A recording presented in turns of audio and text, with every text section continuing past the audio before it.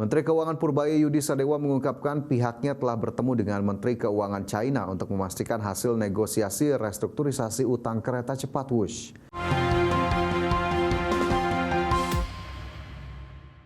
Pemerintah Indonesia dan China telah merampungkan proses negosiasi restrukturisasi utang proyek kereta cepat Jakarta-Bandung atau Wush. Menteri Keuangan Purbaya menjelaskan bahwa kesepakatan tersebut tinggal menunggu pengumuman resmi. Menteri Keuangan Purbaya Yudi Sadewa mengungkapkan pihaknya telah bertemu dengan Menteri Keuangan China untuk memastikan hasil negosiasi restrukturisasi utang kereta cepat Wush. Dalam pertemuan tersebut, pemerintah Indonesia menyatakan komitmennya untuk tetap memenuhi kewajiban pembayaran utang sehingga pihak China tidak perlu meragukan tanggung jawab Indonesia dalam proyek tersebut. Purbaya menambahkan bahwa beban kerugian dari proyek kereta Wush turut dirasakan oleh perusahaan-perusahaan dari kedua negara yang terlibat, sehingga masing-masing pihak tetap menanggung dampak finansial secara bersama.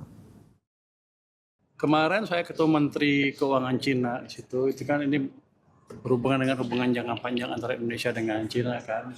Saya bilang ke Menteri Keuangan Cina sudah diputuskan, tinggal diumumkan, jadi pihak Cina nggak usah khawatir. Indonesia tidak pernah menyimpang atau tidak pernah melanggar janji. Kan kredibilitas kita yang kita jaga di dunia internasional. Bank Indonesia memproyeksikan pertumbuhan ekonomi Indonesia pada 2026 berada di kisaran 4,9% hingga 5,7% di tengah perlambatan ekonomi global. Gubernur Bank Indonesia Peri Warjio mengatakan proyeksi tersebut ditopang oleh permintaan domestik yang tetap kuat serta sinergi kebijakan pemerintah dan bank sentral.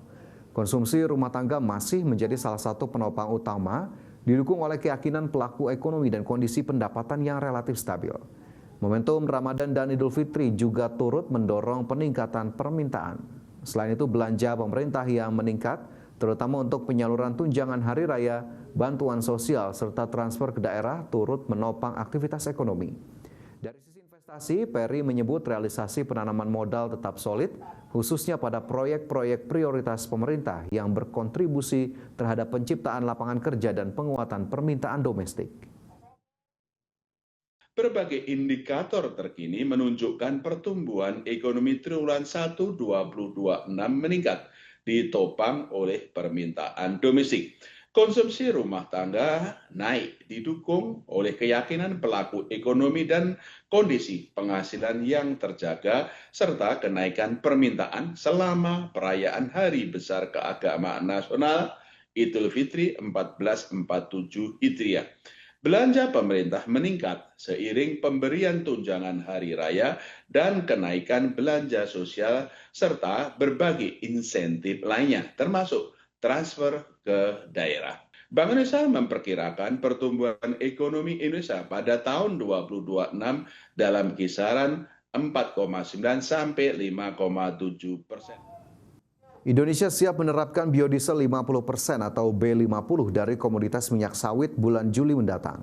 Langkah strategis ini menjadi bagian dari ketahanan energi nasional, di mana sawit Indonesia memiliki kontribusi sebanyak 62% dalam pasokan sawit dunia dan memiliki kontribusi lebih dari 54% dibandingkan minyak nabati dunia.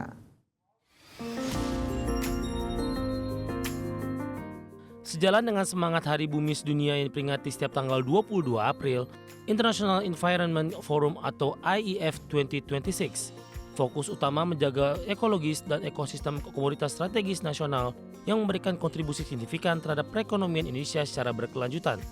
Salah satunya industri kelapa sawit di Indonesia. Direktur Hilirisasi Hasil Perkebunan Kementerian Pertanian Kuntoro Boga Andri menegaskan bahwa lahan sawit sejatinya ramah terhadap lingkungan dan memberikan impact positif pada lingkungan dan keberlanjutan, bukan deforestasi. Karena para pelaku industri sawit wajib memperoleh sertifikasi Indonesian Sustainable Palm Oil atau ISPO yang sesuai dengan Peraturan Menteri Pertanian Nomor 33 Tahun 2025 yang di dalamnya mengatur aspek lingkungan serta tata kelola lahan secara legal. Berdasarkan data statistik Direktorat Jenderal Perkebunan Kementerian Pertanian, Indonesia memiliki luas areal kelapa sawit terbesar dunia yang mencapai 16,83 juta hektar. Tidak hanya menjadi penyumbang devisa non-migas terbesar dengan nilai sekitar 440 triliun rupiah pada 2024, Selain itu, industri sawit telah menyediakan lapangan kerja bagi 16 juta orang serta menjadi penggerak pertumbuhan ekonomi lokal dengan kewirausahaan berbasis komoditas perkebunan. Dari Jakarta, ADX Channel. Pemirsa, Israel kembali menyerang wilayah Lebanon pada hari Rabu kemarin dan menewaskan 5 orang termasuk 1 jurnalis. Serangan udara Israel juga menyebabkan tim penyelamat kesulitan mencapai lokasi tewasnya jurnalis tersebut. Kantor Berita Nasional Lebanon NNA melansir kabar serangan Israel menewaskan sedikitnya 5 orang di Lebanon Selatan pada Rabu kemarin, termasuk seorang jurnalis. Serangan ini semakin memperburuk gencatan senjata yang rapuh. Namun militer Israel justru mengklaim menyerang 2 kendaraan di Lebanon Selatan yang berangkat dari sebuah bangunan militer yang digunakan oleh kelompok bersenjata Lebanon Hizbullah. NNA melaporkan bahwa serangan udara selanjutnya terhadap sebuah bangunan di desa yang sama melukai seorang jurnalis yang terjebak di bawah reruntuhan. Pasca serangan itu, Amal Khalil yang merupakan jurnalis media lokal Al-Akhbar ditemukan tewas di tempat kejadian. Selain menyebabkan tewasnya Amal Khalil, serangan Israel tersebut juga melukai 1 jurnalis lainnya, yakni Zainab Faraj, yang langsung dievakuasi ke rumah sakit untuk menjalani operasi. Laporan sebelumnya juga mengatakan serangan udara Israel menghantam jalan yang menghubungkan Atiri dan Hadata, sehingga menghalangi tim penyelamat untuk mencapai lokasi para jurnalis yang terjebak. Sumber-sumber Lebanon menyatakan bahwa baik Palang Merah Lebanon maupun tentara Lebanon dicegah untuk mengakses daerah tersebut.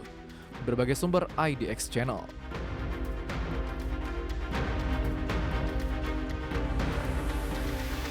Korps Garda Revolusi Iran mencegat dan menyita 2 kapal yang berlayar di Selat Hormuz. Aksi tersebut diklaim sebagai tindakan atas pelanggaran aturan maritim di Selat Hormuz.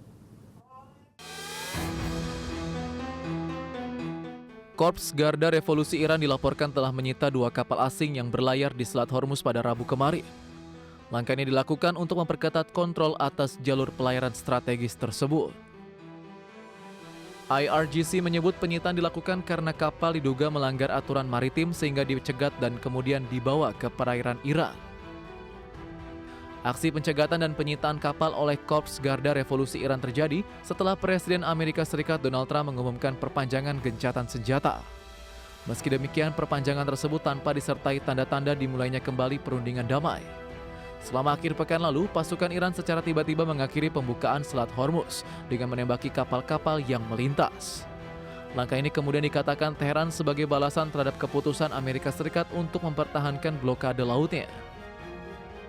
Meski demikian, laporan awal menyebutkan tidak ada korban jiwa dalam kejadian tersebut serta tidak ditemukan dampak lingkungan akibat serangan itu. Sementara itu, Amerika Serikat menyatakan telah memutar balik 31 kapal sejak kapal perang mereka mulai memblokade garis pantai Iran pada 13 April lalu, dan sebagian besar diantaranya adalah kapal tanker minyak. Berbagai sumber IDX Channel.